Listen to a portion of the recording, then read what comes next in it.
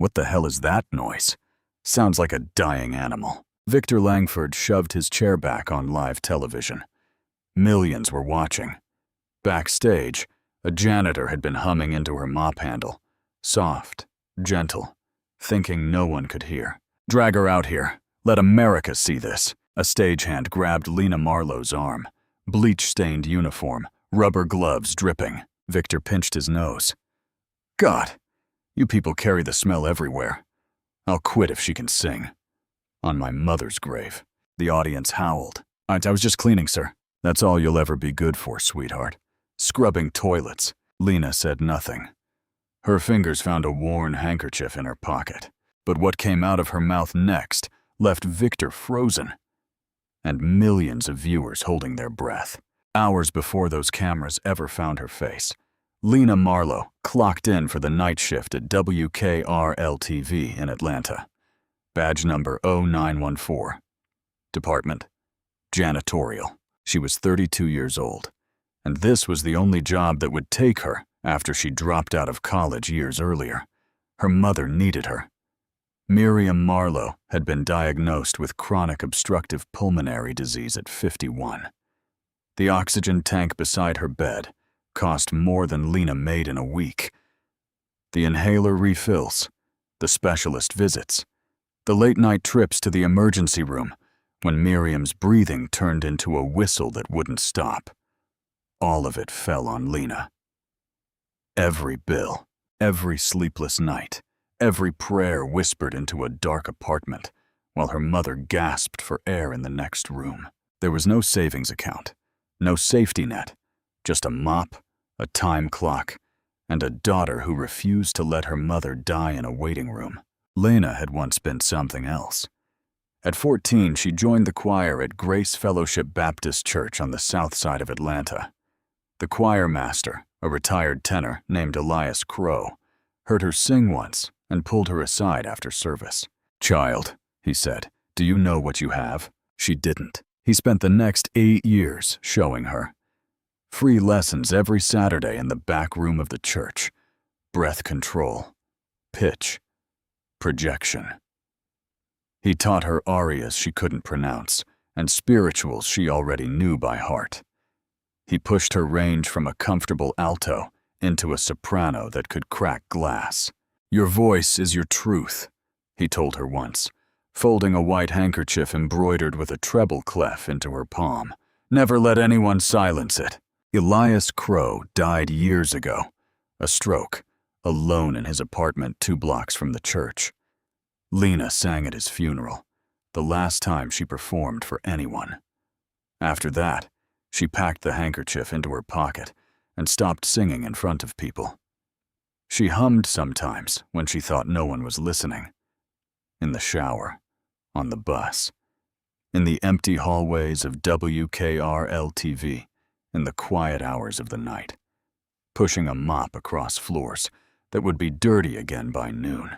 The station never saw her. Not really. To them, she was a time slot and a badge number. The daytime staff called her the ghost because she came and went without being noticed. Her supervisor, Preston Hale, liked it that way. Preston was the kind of man who smiled when his bosses walked past and barked when they didn't. He ran the janitorial crew with a clipboard and a short temper. Lena had watched him write up 3 cleaners in 1 month for violations he invented on the spot. All of them black. All of them women. None of them fought back. Neither did Lena. She needed the paycheck too badly, but the real power at WKRL-TV sat in a leather chair under studio lights. Victor Langford had been the lead judge on America's Next Voice for 4 seasons. He was famous for 2 things: his ear for talent and his mouth. The internet loved his takedowns. Producers loved his ratings. Contestants feared him. He had once told a 17-year-old girl on live television that her voice sounded like a cat being stepped on, and the clip hit tens of millions of views in days. Tens. What the public didn't know was what happened off camera. 3 former contestants had filed complaints with the network alleging racial bias in Victor's judging. All 3 were black. All 3 complaints were buried, settled quietly, sealed with non-disclosure agreements, scrubbed from the record as though they never existed.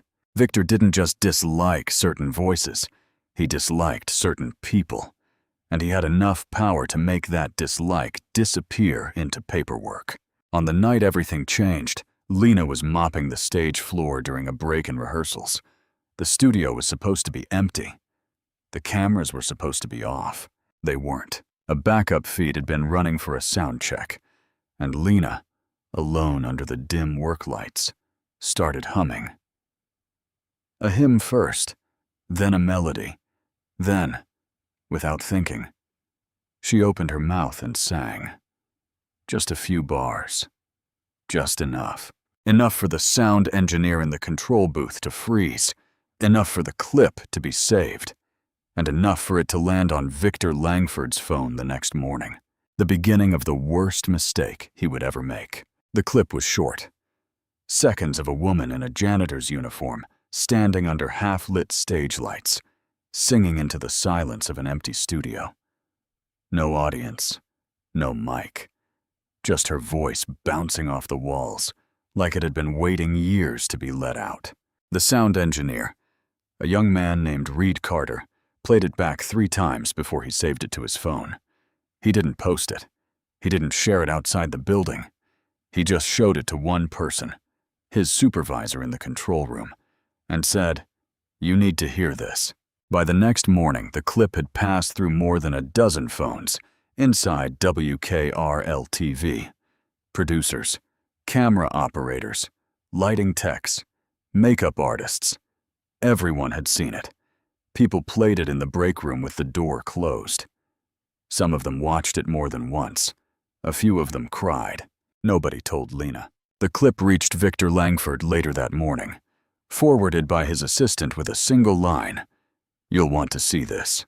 Victor watched it in his dressing room, feet up on the vanity counter, coffee in one hand. He didn't cry. He didn't replay it. He laughed. "A janitor," he said out loud to no one. "A janitor singing opera." He called the show's executive producer, Simone Vargas, before lunch. "I want her on tonight's live show." Simone hesitated. "Victor, she's not a contestant. She's on the cleaning crew." "Exactly." He leaned forward. "That's the segment. We bring her out, let her embarrass herself on national television, and the ratings go through the roof. People love watching someone crash and burn, especially someone who doesn't belong there." Simone was quiet for a moment. "That's cruel, Victor. That's television." He hung up. Within the hour, a production assistant was sent to find Lena's shift schedule. A memo was drafted. Surprise talent segment. Live episode. With Lena's name listed under featured guest. No one asked for her permission. No one told her what was coming. Victor Langford had found his entertainment for the night. He just didn't know he had also found the woman who would end his career. Lena was restocking paper towels in the second-floor bathroom when Preston Hale found her. "You need to come with me. Now." She didn't ask why. When Preston used that tone, you moved. She followed him down 2 flights of stairs, through the service corridor, and into the back hallway behind Studio A. The sound hit her first. Applause. Music. Victor's voice booming through the walls. The live show was already rolling. "Preston, what's going on? My shift doesn't cover. The judges want to see you." "See me for what?" He didn't answer. He pushed open the stage door, and the light swallowed her whole. Hundreds of people in the audience. 4 cameras. A live feed, running to millions of homes. And Victor Langford leaning into his mic with a grin that made her stomach drop.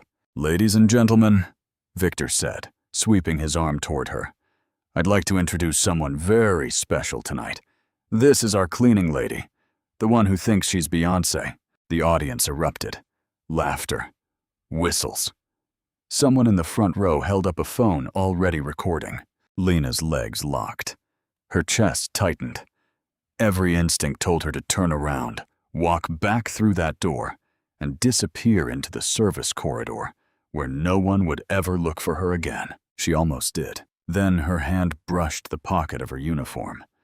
The handkerchief was there, folded, soft. The embroidered treble clef pressing against her fingertips like a pulse.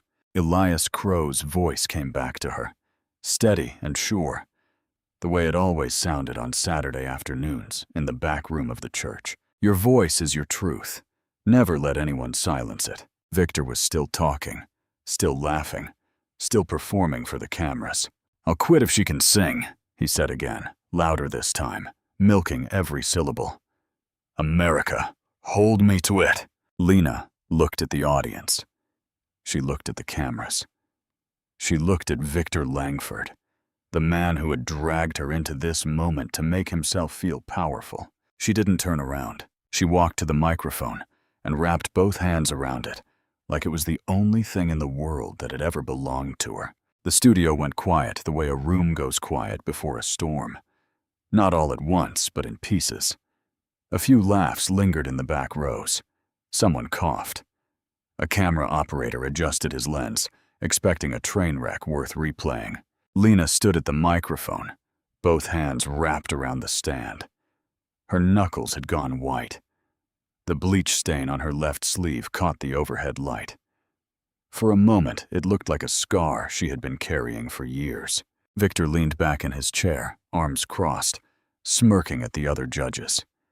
Avery Lang, the show's second judge, sat rigid in her seat, lips pressed together, eyes locked on Lena. She didn't smile. She didn't laugh. She just watched. The third judge, Cole Brennan, a retired pop producer who rarely spoke unless he had something worth saying, tilted his head slightly and waited. The band conductor looked at Lena and raised his baton. Whenever you're ready, he said, quietly enough that the audience couldn't hear.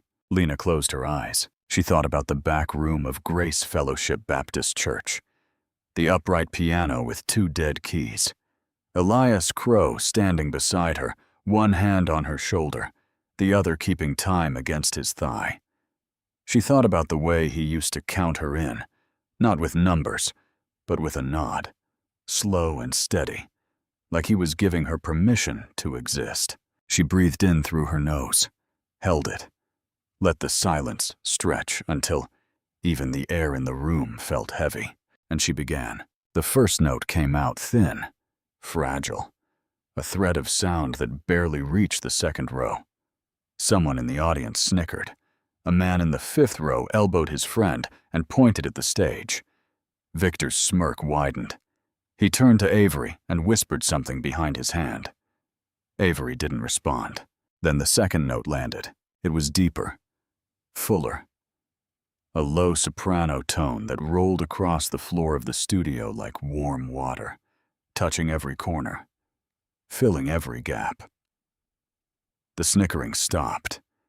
The whispering stopped. The man who had pointed lowered his hand.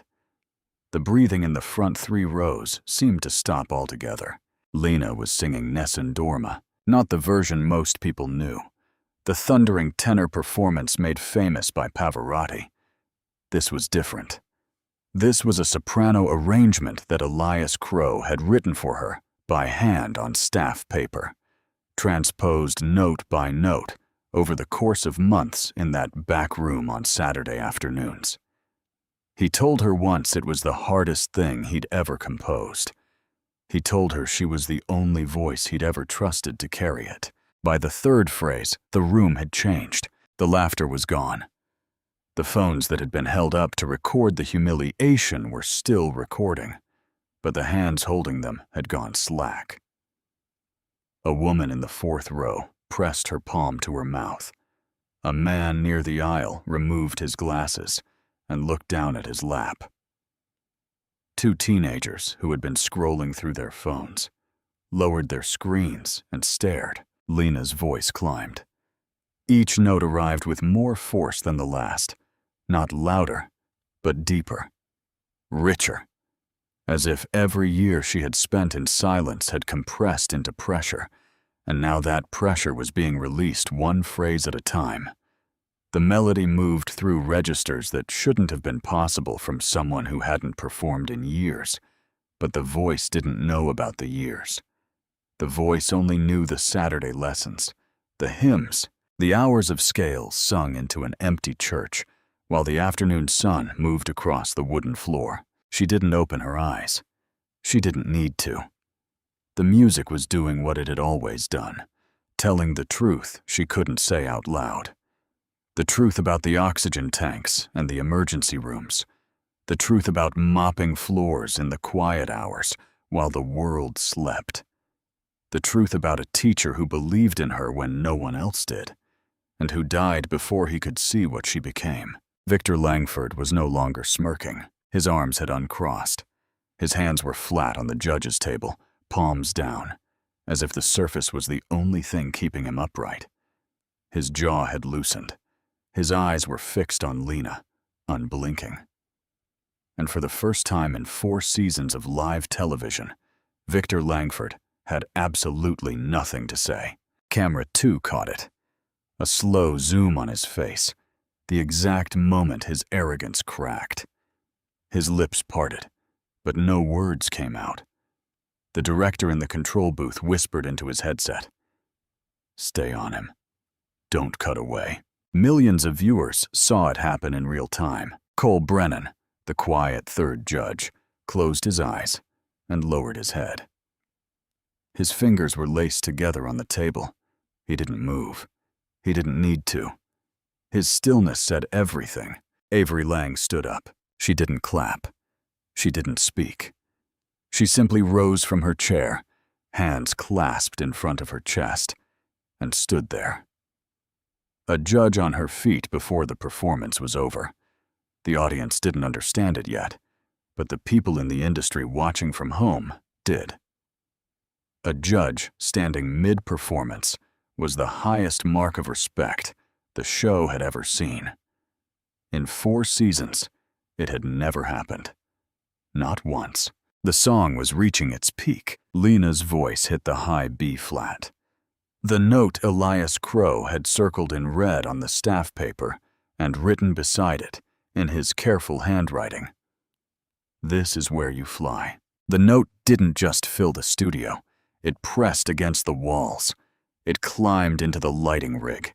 It found the cameras and rode the signal into millions of living rooms, millions of cars, millions of pairs of headphones on millions of evening commutes.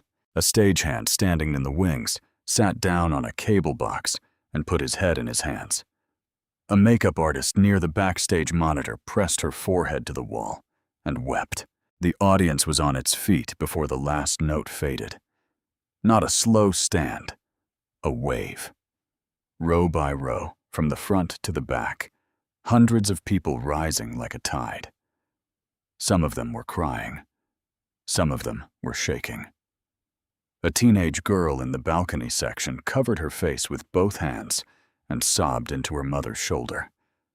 An elderly man in the 3rd row, a veteran wearing a faded service cap, held his hand over his heart and didn't let go. Lena held the final note. Then she stopped. She opened her eyes. She looked at the audience, this wall of strangers on their feet, and her lower lip trembled, just once, before she pressed it still. Her right hand was still in her pocket, wrapped around the handkerchief. The applause didn't stop. It built. It doubled. It became a roar that rattled the overhead mics and sent the sound meters in the control booth spiking into the red. Victor Langford sat in his chair, motionless. His mic was live. Millions of people were waiting for him to speak. 4 seasons of sharp, cutting commentary, and the man famous for always having something to say could not produce a single word. The silence lasted long enough for the entire nation to feel it, long enough for Victor Langford, mouth open, eyes wide, hands flat on the table, to be exactly what he had tried to make Lena look like. Speechless, broken, completely, publicly undone. Avery Lang reached over and gently pressed Victor's mic button off. Then she looked at Lena. And through tears she didn't bother to hide, she said the only thing that mattered. "Where have you been?" The internet didn't wait for permission. Within a short time of the live broadcast, the clip of Lena Marlowe singing Nessun Dorma in a janitor's uniform had been screen-recorded, trimmed, captioned, and uploaded to every platform that mattered. Twitter, Instagram, TikTok, YouTube. The video spread like a brush fire across dry land. By midnight, #JanitorVoice was the #1 trending topic in the United States. By the early hours, it was trending in more than a dozen countries. The comments poured in by the thousands. "I've watched this 40 times, and I'm still crying. Victor Langford needs to be fired tonight. This woman has a voice that belongs in concert halls, not cleaning studios. He said he'd quit. We're waiting, Victor." That last line became its own hashtag. #We're waiting Victor. And it climbed the trending list even faster than the original clip. Memes appeared within the hour. Victor's frozen face, mouth open, eyes hollow, was already being photoshopped onto everything from courtroom paintings to deer-in-headlights stock photos. A parody account called it Victor Quits gained tens of thousands of followers before sunrise. Victor Langford watched it happen from his penthouse apartment in Buckhead, alone, scrolling through his phone in the dark. He didn't sleep that night. Early the next morning, he called Preston Hale. "That janitor, Lena, find something on her." Preston hesitated. "Find what?" "Anything. She was roaming during work hours in a restricted area. That's a violation of her employment contract. Write it up. Make it official." "Victor, the whole country just saw her sing." "I don't care what the country saw. She made me look like a fool on my own show. Find the violation. File the report. I want her badge deactivated by noon." Preston filed the report later that morning. Formal write-up. Unauthorized presence in Studio A during active production hours. Unauthorized use of company equipment. The microphone she hadn't asked to use. The one Victor himself had invited her to stand in front of. The irony wasn't lost on Preston, but he signed the document anyway. He had a mortgage and a daughter in private school. Victor Langford was not a man you said no to. By mid-morning, Victor had made a second call, this time to Simone Vargas, the executive producer. "I want the segment cut from the replay." Simone paused. "Victor, it's already everywhere. Cut it from the official broadcast. Remove it from the network's YouTube. I don't care what's out there on personal accounts. I want it gone from anything with WKRL's name on it." Simone pushed back. "The clip is the most viewed piece of content this network has produced in 3 years. The board is already talking about—" "Cut it, Simone, or I walk." She cut it. The official replay of the episode aired that evening, with the Lena Marlowe segment, replaced by a pre-recorded interview with a country singer from Nashville. The network's YouTube channel scrubbed the clip. The social media team was instructed to ignore all inquiries related to the janitor incident. But Victor had miscalculated. He had forgotten about Jordan Cole. Jordan was 29, a junior camera technician who had worked at WKRL-TV for 3 years without Victor ever learning his name. He worked the B unit, the backup cameras, the feed nobody watched unless something went wrong.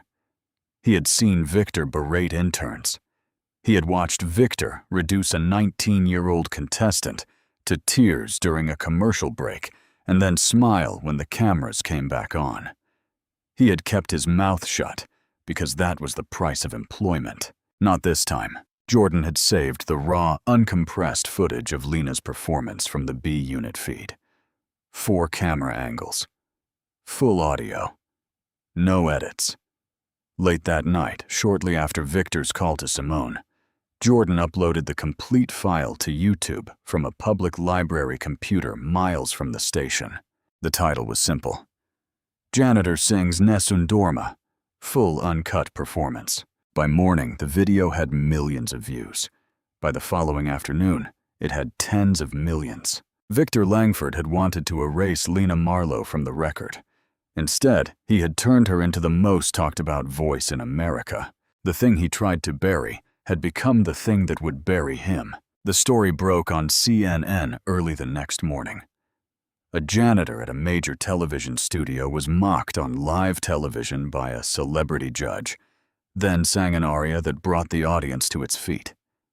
The judge, Victor Langford, has not yet responded. By noon, it was on every network: ABC, NBC, CBS, Fox. The headline variations were different, but the core was the same. A powerful man humiliated a working-class black woman on national television, and she answered with the most stunning vocal performance the show had ever aired. Then the network tried to erase it. The hashtag shifted. Hashtag janitor voice became hashtag justice for Lena.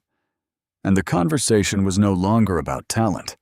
It was about power, about who gets to decide whose voice matters. Former contestants of America's Next Voice started coming forward. A 23-year-old gospel singer from Memphis posted a video from her kitchen table, eyes swollen, hands shaking. She described how Victor had told her during a commercial break that "your kind of music doesn't sell to our audience." She had been eliminated the following week. A 20-year-old R&B vocalist from Detroit shared a screenshot of a text from a production assistant warning her to tone down the attitude before her audition, a message that had originated from Victor's team. A 19-year-old classical pianist from Baltimore, the same girl Victor had compared to a cat being stepped on live television, posted a single sentence. He knew exactly what he was doing. Every time. 5 contestants, all black contestants, all silenced by non-disclosure agreements that suddenly felt a lot less airtight. WKRL-TV's board of directors held an emergency conference call that afternoon. The boardroom on the 14th floor was cold, the blinds drawn, the speakerphone hissing with static from 6 different cities. Victor Langford's contract was worth $14 million a year. The show generated 38% of the network's primetime ad revenue. Firing him would cost the network. Keeping him was starting to cost more. Victor made his own move later that day. A 30-second video posted to his Instagram, filmed in his car, sunglasses on, engine running. It was a joke, folks. That's all it was. People are too sensitive these days. I have nothing but respect for everyone who works at this network. The video received hundreds of thousands of dislikes in under an hour. Nobody was laughing anymore. Victor Langford did not panic the way ordinary people panic. With tears, with trembling, with silence. Victor panicked the way powerful men panic. He made phone calls. The first went to his personal attorney, Harlan Graves, early the next morning. She appeared on my show without a signed release, no talent waiver, no image consent form. That footage belongs to the network, and the network answers to me. I want a cease and desist on her desk by the end of day. The second call went to Preston Hale shortly after. Terminator. Preston's voice cracked on the other end. Victor, the whole internet is watching us right now. If we fire her, you're not firing her for singing, Preston. You're firing her for violating her employment contract. Unauthorized access to a restricted production area. Unauthorized use of network equipment. Conduct unbecoming of a UKRL-TV employee. Pick whichever one sounds best and put it in writing. Victor, your name is on the janitorial supervisor line, not mine. You signed her in. You're responsible for her conduct. If this goes sideways, it lands on you first. Do you understand what I'm telling you? Preston understood. He had always understood. That was why he still had a job. The termination letter was printed on WKRL-TV letterhead and placed in a sealed envelope that morning. Preston Hale drove it to Lena's apartment himself. He didn't call ahead. He didn't knock twice. Lena opened the door in a faded t-shirt and sweatpants. Behind her, the apartment smelled like cinnamon and rubbing alcohol. Miriam's morning routine. A birthday card sat on the kitchen counter. Handmade. The kind a daughter makes when she can't afford to buy one. It was Miriam's 63rd birthday. Preston held out the envelope. "I'm sorry, Lena." She took it. She read it standing in the doorway while Preston stared at his shoes. When she finished, she folded the letter back into the envelope, set it on the counter next to the birthday card, and said, "Thank you for bringing it yourself." Preston left without another word. He sat in his car in the parking lot for a long time before he turned the key. Miriam found the letter that afternoon. She read it at the kitchen table, oxygen tube looped behind her ears, reading glasses slipping down her nose. She read it twice. Then she pressed the paper to her chest and cried. The kind of crying that comes without sound. Just shoulders shaking and air that won't come. Lena held her. "It's going to be okay, Mama. I'll find something else." But she didn't believe it. And Miriam knew she didn't believe it. Victor wasn't finished. Later that afternoon, he held a press conference in the lobby of the network building. 3 cameras, 24 reporters. He wore a charcoal suit with a pocket square and the kind of calm expression that only money and lawyers can produce. "I want to be very clear," he said, hands folded on the podium. "Ms. Marlowe is a troubled individual. Her behavior on set was erratic and unprofessional. Members of our staff had expressed concerns about her mental stability prior to the incident, and the network acted accordingly. We wish her well, but we have a responsibility to protect our employees and our audience." He took no questions. He smiled once at the end for the cameras and walked back inside. The word unstable trended within the hour, not because people believed it, but because they were furious. Hashtag "She is not unstable" began climbing alongside hashtag "Justice for Lena." A clinical psychologist in New York posted a long video dismantling Victor's language, calling it textbook character assassination, designed to discredit a victim before she can speak. But Lena didn't see any of it. She was sitting in the back pew of Grace Fellowship Baptist Church, alone in the dark. The same pew where Elias Crow used to sit during her Saturday lessons, eyes closed, nodding along to every note. The church was empty. The piano lid was down. The choir robes hung in the closet behind the altar, untouched since the last Sunday service. Lena pulled the handkerchief from her pocket, unfolded it on her lap, and traced the embroidered treble clef with her fingertip. She didn't sing. She didn't hum. She just sat there in the silence and let the weight of everything press her into the wood. The knock came that evening. Lena almost didn't answer. She had been sitting on the couch in the dark for hours. Phone off, curtains drawn. Miriam was asleep in the next room, breathing shallow against the hiss of the oxygen tank. The birthday cake on the counter, store-bought, vanilla, the only one Lena could afford, sat untouched, candles still in the box. She opened the door to a face she barely recognized. Jordan Cole stood on her doorstep in a wrinkled flannel shirt, a laptop bag over one shoulder, and an expression caught somewhere between guilt and resolve. "You don't know me," he said. "I'm the one who uploaded the video." Lena stared at him for a long time. Then she stepped aside and let him in. They sat at the kitchen table. Jordan opened his laptop and turned the screen toward her. On it were 4 video files, raw, uncompressed footage from the B-Unit cameras, time-stamped and unedited. Every angle of her performance, every frame of Victor's face, every second of the audience standing. But that wasn't what Jordan had come to show her. He clicked on a 5th file. It was shorter, under a minute, and it showed something that hadn't aired. In the footage taken from a camera mounted above the judge's table, Victor Langford could be seen reaching under the desk during the second verse of Lena's performance. His hand found a small audio panel, the backup mic control board that the judges used during commercial breaks. He toggled a switch. The switch was labeled Mic 7, Stage Center. He had tried to cut her microphone. The system had defaulted to the overhead boom, which was why the audience still heard her. But Victor had tried, on live television, in front of millions of people. He had physically attempted to silence her mid-performance. "I pulled this from the raw feed before they wiped the drives," Jordan said. "They deleted the B-unit footage this morning. If I hadn't saved it last night, it would be gone." Lena looked at the screen. Then she looked at Jordan. "Why are you doing this?"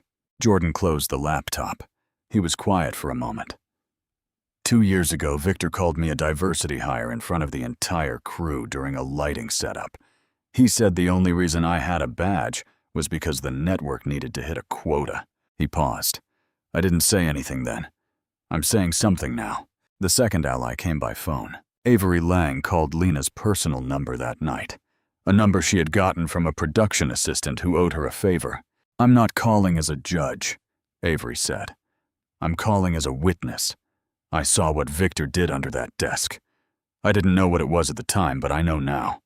And I'll say it on camera, under oath, wherever you need me." The third ally found Lena through the internet. Selena Rivera was a civil rights attorney based in Washington, D.C. She had spent 22 years litigating workplace discrimination cases, 3 of which had reached the Supreme Court. She saw the clip of Lena's performance one morning. She saw Victor's press conference that afternoon. By the next day, she had booked a flight to Atlanta. She met Lena at the church. "I'm not here to sell you anything," Selena said, sitting in the pew beside her. "I'm here because what happened to you is illegal, and the man who did it is still on television pretending it wasn't." Lena didn't respond right away. She folded the handkerchief in her lap, pressed the treble clef flat with her thumb, and said, "I don't have money for a lawyer. You don't need any. This one's on me. The fourth ally was the one no one expected. Dominic Voss, 3-time Grammy-winning producer, founder of Voss Records, the man who had launched the careers of 6 platinum artists, was watching the clip from his studio in Nashville when something stopped him cold. Not the voice, the technique, the breath control, the way Lena transitioned between registers without a seam. He had heard that method before. He had heard it from one person, his oldest friend, a retired tenor who taught lessons in a church on the south side of Atlanta. Elias Crow. Dominic picked up the phone and called his assistant. "Find this woman. Get me on a plane to Atlanta tonight." The network called it a night of truth, a special episode, unscheduled, unscripted, broadcast to more than 30 million viewers on a Friday night, the largest audience the show had ever drawn. The set had been stripped. No band, no contestant stage. Just 4 chairs, a long table, and a screen mounted behind the judges' panel. Victor Langford sat in his usual chair, legs crossed, expression measured. He had spent the afternoon rehearsing talking points with his attorney. He believed the network would protect him. He believed his $14 million contract made him untouchable. Lena Marlowe walked in from the side entrance. Simple black dress, flat shoes, the handkerchief folded into her breast pocket, the treble clef just visible. Beside her walked Selena Rivera, carrying a leather briefcase and the calm of a woman who had done this before. The host, Elena Brooks, opened with a single question. "Mr. Langford, do you stand by your comments regarding Miss Marlowe?" Victor leaned into his mic. "I've already addressed this. It was a lighthearted moment taken out of context. I have nothing but respect for—" "Then you won't mind if we show the audience what happened after your lighthearted moment," Selena said. She nodded to the control booth. The screen lit up. Camera angle from above the judges' table. Victor Langford, mid-performance, reaching under the desk, his fingers toggling the switch labeled Mic 7, Stage Center. The exact moment he attempted to cut Lena's microphone while she was singing on live television. The studio audience gasped, sharp, collective, like the air had been punched out of hundreds of lungs at once. Victor's face went white. "That's taken out of context. I was adjusting the levels." "This is the audio engineer's log from that evening," Selena said, placing a document on the table. "No peaking on any channel. Mic 7 was manually toggled to off at the 2:14 mark. The override came from your panel, Mr. Langford. Avery Lang turned to the camera. I was sitting 3 feet from him. I saw his hand go under the desk. I'm saying it now, on the record, because I should have said it that night. The screen changed. Text messages between Victor and Preston Hale appeared. Terminator. Find something. Unauthorized access. Conduct unbecoming. Pick whichever one sounds best. Your name is on the line, not mine. Victor's attorney stood. My client will not be responding to. Your client already responded, Selena said. On Instagram. He called a woman who was dragged onto a stage without consent, humiliated in front of millions, fired without cause, and publicly defamed. He called her the problem. The audience erupted. A woman in the 3rd row pointed at Victor. You said you'd quit. Quit! Others joined. The chant filled the studio. We're waiting, Victor. Elena Brooks raised her hand. It took half a minute for the room to settle. Then a man stood from the 2nd row. Tall. Silver-haired. Navy blazer. Elena handed him the microphone without being asked. Because everyone in the industry knew his face. Dominic Voss. I've been in this business for 41 years, he said. I produced records for artists whose names you hear on the radio every day. I'm standing here because I heard something in that video I haven't heard in a very long time.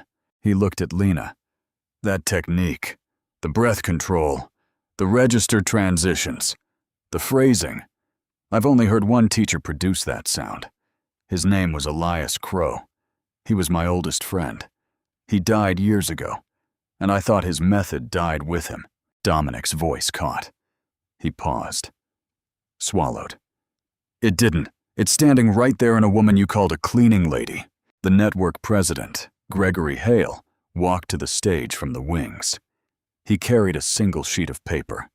He placed it on the judge's table in front of Victor and said, loud enough for every microphone to catch, Your contract is terminated. Effective immediately. Victor looked at the paper. He looked at the cameras. All 4 of them. All live. All recording the exact moment his career ended on the same stage where he had tried to end someone else's. He stood up. He buttoned his jacket. And he walked off without a word. Past the cameras. Past the crew. Past the audience that had once laughed with him and now watched him leave in silence. The applause started after he was gone. It started with Avery Lang, who clapped once, slowly, looking directly at Lena. Then the audience. Then the crew. A standing ovation that wasn't for him. Victor Langford's career didn't end with a scandal. It ended with silence. No network called. No producer reached out. No agent returned his messages. Within days of a night of truth, every major entertainment company in the country had quietly removed Victor Langford from their contact lists. His talent agency, Sterling Artists, dropped him in a 1-paragraph email that didn't even use his first name. His Instagram, which once boasted millions of followers, hemorrhaged hundreds of thousands in a single week. He posted nothing. He said nothing. The man who had always had something to say disappeared into the noise, and the noise didn't notice. Preston Hale was demoted the following week, stripped of his supervisory title, reassigned to overnight equipment maintenance. The same shift, the same hallways, the same floors that Lena had cleaned for years. The network required him to issue a public written apology, which was posted on WKRL-TV's website beneath a banner that read, Our commitment to accountability. Preston wrote it himself. It was 4 paragraphs long. The last sentence read, I should have said no. I didn't.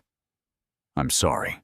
Lena read it once and never mentioned it again. The GoFundMe campaign closed at more than $400,000. Lena used the first portion to pay off Miriam's medical bills, months of oxygen tank rentals, 2 emergency room visits, and a specialist consultation that had been scheduled and canceled 3 times because Lena couldn't afford the copay. She used the second portion to move Miriam into a ground-floor apartment with wider doorways, better ventilation, and a window that faced a small garden where the morning light came through clean. Miriam sat by that window on the day they moved in, breathing easier than she had in years, and said, "You did this with your voice, baby." Lena shook her head. "I did this with a mop and a prayer. The voice just showed up when I stopped being afraid of it." Dominic Voss signed Lena to Voss Records weeks after the broadcast. The contract was modest by industry standards. No arena tours, no brand endorsements, no pressure to become something she wasn't. Dominic had seen what the machine did to talent, and he had no intention of feeding Lena into it. "We're going to make one album," he told her in his Nashville studio, surrounded by gold records and framed photographs of artists who had stood in the same room decades before. "We're going to make it right, and we're going to dedicate it to Elias." Lena recorded the album over the course of months. 8 tracks, 3 arias, 2 spirituals, 2 original compositions written by Dominic, inspired by Elias Crow's teaching notes, notes that Lena had kept in a shoebox under her bed for years. The final track was a solo piano arrangement of Amazing Grace, the hymn she had been humming in that empty studio the night everything began. The album was called The Back Room. WKRL-TV offered Lena the vacant judge's seat on America's Next Voice in a private meeting attended by the network president, 2 board members, and Selena Rivera. Lena accepted on one condition. "I want the network to establish a music scholarship fund," she said, "for young people who can't afford lessons. Name it after Elias Crow." The Elias Crow Music Foundation launched weeks later with an initial endowment of $1 million from the network and matching donations from Dominic Voss and 3 other industry figures. The first class of 12 scholarship recipients, ages 14 to 21 from 7 states, began their training that fall. On the day of the foundation's launch ceremony, held in the WKRL-TV studio, where it had all begun, Lena stood at the same microphone, the same stage, the same lights. But the chair where Victor Langford had sat was empty now, and in its place, mounted on a small wooden stand behind the judge's table, was a glass frame. Inside the frame was a white handkerchief embroidered with a treble clef, pressed flat against black velvet. Beneath it, a brass plate read, "Your voice is your truth. Never let anyone silence it. Elias Crow." Lena looked at it for a long moment. Then she looked at the 12 young scholars sitting in the front row, nervous, wide-eyed, clutching their acceptance letters. She smiled, and she sang. On a Saturday afternoon, months after the broadcast that changed everything, Lena Marlowe walked through the doors of Grace Fellowship Baptist Church. The pews were no longer empty. 12 young voices filled the room, uneven, uncertain, some too loud and some too soft, but all of them trying. The Elias Crow Music Foundation's first scholarship class had begun their weekly sessions here, in the same back room where Lena had once stood as a 14-year-old girl who didn't know what she had. She set her bag down by the upright piano, the same piano with 2 dead keys, and listened. A girl in the front row, no older than 15, was attempting a scale that kept slipping flat on the 3rd interval. The boy beside her was humming something he hadn't been asked to hum, eyes closed, lost in a melody only he could hear. Lena didn't correct them, not yet. She let them stumble. She let them reach. She let them sound exactly like what they were, beginners standing at the start of something they didn't fully understand. Then she sat at the piano, placed her fingers on the keys, and played a single chord. The room went still. "Let's start again," she said, "from the top. And this time, don't be afraid of the note. Just let it out." 12 voices rose together, rough, imperfect, alive. Lena closed her eyes and listened. And for a moment, just a moment, She heard Elias Crow's voice underneath theirs, steady and sure, counting them in the way he always did. Not with numbers, with a nod. Outside the church, the sun moved across the wooden floor, the same way it had moved across that floor every Saturday for 20 years. Nothing had changed in this room except the person sitting at the piano. And everything had changed because of her. If it were you standing on that stage, bleach on your sleeves, the whole country laughing, would you have stayed? Or would you have walked away? Go back and watch the opening one more time. Watch Lena's hand when Victor first speaks to her. Watch what she reaches for. Most people miss it the first time. If this story moved you, share it with someone who needs to hear it today. And if you haven't already, subscribe so you don't miss what comes next. Honestly, this one hit different for me. Like, imagine having that kind of voice your whole life and nobody ever hearing it because you're too busy surviving. That's the part that stays with me. Not the revenge. Not Victor getting wrecked. Just Lena finally being heard. That's it. That's the whole point.